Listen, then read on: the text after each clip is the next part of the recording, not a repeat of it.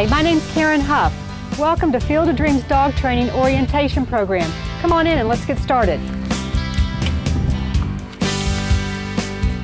Ideally, when you get here, as long as it's not too hot, we'd like you to leave your dog in your car. But bring your dog's necessary items with you. You're going to come on in and we're going to go choose a cubicle. As you come in, we want to keep it like a traffic pattern. You're going to enter on the right and exit on the right. As you come in, you're going to want to pick a cubicle. After you've chosen your cubicle, you want to then get all of your dog's necessary items out and ready for them. You want to bring a water bowl and some water for you and your dog. Fill that up. Next, I'm going to get out my dog's bait bag. We do recommend that you bring your dog's treats in some sort of container, either a bait bag or a fanny pack or a baggie, something that you can put in your pocket. After you have all of your dog's items ready for them, the next thing you're going to do is come on over to this table. On this table is this black box. In the black box is going to be an envelope. You'll find the envelope with your name on it. You're going to take your envelope. Within your envelope is going to be an attendance card and a name tag. We're going to ask that you put your name tag on and then just place the attendance card on your envelope, and now you're ready to go get your dog. Remember, we've set this up like a traffic pattern, so we're going to exit on the right-hand side.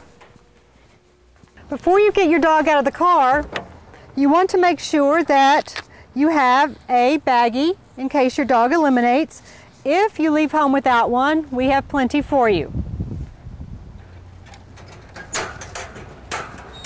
So I'm going to get my dog out of the car.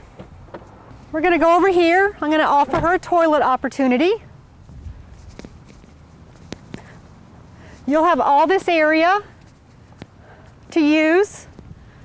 If your dog does eliminate, please pick up after them.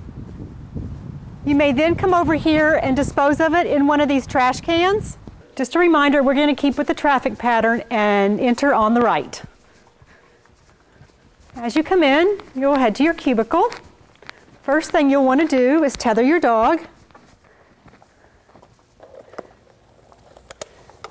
See if they'd like an opportunity for some water.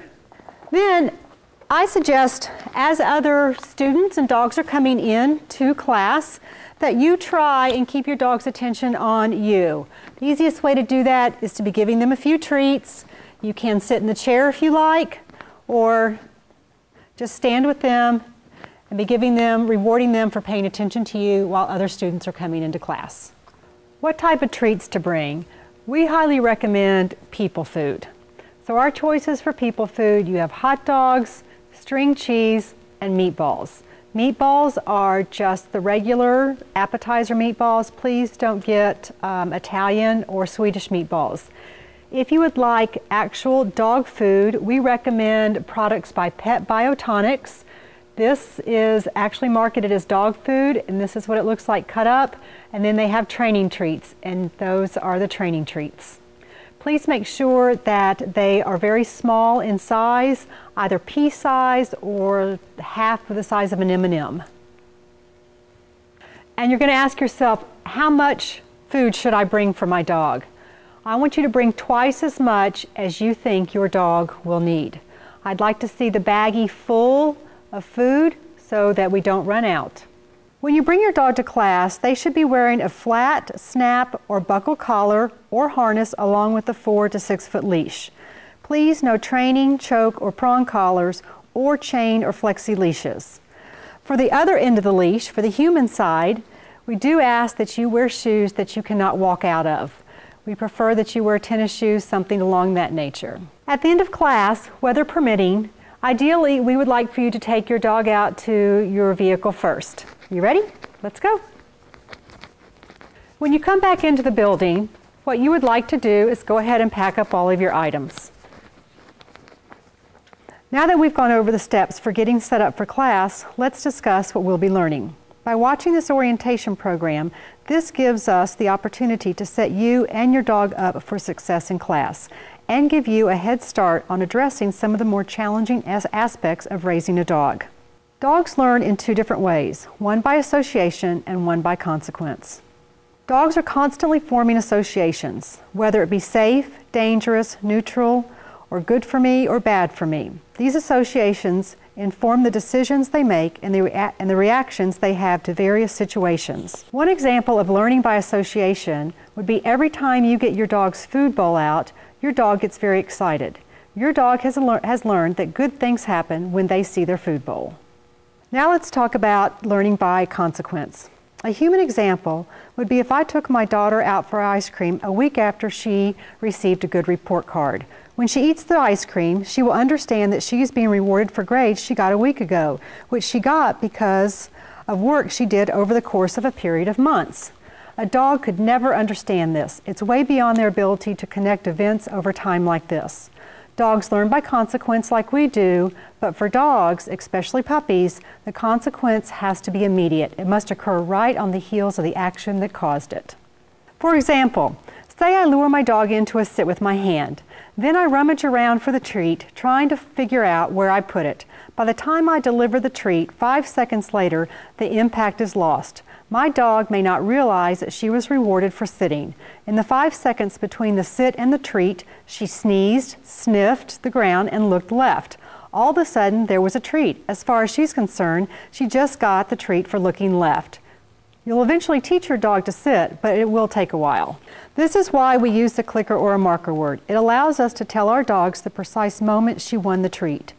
Once we've clicked or marked the behavior, we buy ourselves a few seconds to get the treat out of our pocket or bait bag because our dog knows what she's getting her treat for. The clicker or marker word is a reward marker. It marks the moment the reward was won. In order to introduce the clicker to the dog, we must first explain that the click means a treat is coming. The first way we do this is I'm going to click, followed by a treat. Click, followed by a treat. Click, and you're going to repeat this no less than 10 times. After our dog understands that the click means a treat is coming, and we want to start teaching them exercises, we're going to start out with the lure method. I want to take a treat and I want to lure my dog into that position. We will start with the sit. I'll have a piece of treat in my hand. It will be at my dog's nose, and I'm going to slowly move it up. Once she's in the sit position, I'm going to click and she gets her treat. I'm going to start with the stand position. I'm going to lure my dog back into a sit. I'm going to click and give her her treat. That's demonstrating the lure method. After our dog understands the behavior, the exercise of sit, now it's time to slowly start transitioning from a lure to a reward. I can still use my hand signal or a verbal or both, blink sit, at which point I will click. Then I reach into my bait bag, produce a treat. Now that becomes a reward. After your dog has learned a particular exercise, let's take sit for example, it's no longer necessary for you to click every time they sit. You can reward them with a verbal yes, that was a good job, a nice stroke on the back, so it's not going to be necessary to carry a clicker and a bait bag around with you for the rest of your dog's life. Socialization is the developmental process whereby puppies and adolescent dogs familiarize themselves with their constantly changing surroundings. Essentially, it means that puppies have to encounter and be comfortable with all of the things we want them to accept gracefully as adults. That means all kinds of people, other dogs, other animals, noises, sights, etc. Once they reach a certain age, usually around 4 to 6 months, their ability to easily accept new experiences begins to wane. If they have not been well socialized by that time, you may see some behavioral problems stemming from fear. When your dog encounters each new thing on the list, it's important that the experience be positive. Remember, we are talking about learning by association. We want your dog to be making positive associations. We want him to learn that the world is safe, that new people and animals and sounds and places are things to be excited about. Help him form positive associations by praising him when he encounters something new. Treats help too. And if he seems even a little bit nervous, move a little distance away, give him treats, and then move on. Anything he's unsure about should be encountered in short bursts. Walk away from whatever it is and then walk back. As he sees or hears whatever it is, start your cheerful, happy praise and break out the treats. When you move away from it, go quiet and stop the treats. We want your dog to learn that the presence of the scary thing is what makes you give him food. He begins to associate the food with the experience and realizes, hey, that new thing really wasn't so bad after all. Thank you very much for signing up for classes at Field of Dreams Dog Training. You will be receiving a student handbook. Within that handbook are some really good articles that we encourage you to read. Some of the articles that you'd want to take note of are crate training, long-term and short-term confinement areas, chew training, and also exercise. If you have any questions after you've read these, please let us know and we'll be happy to answer any questions that you have.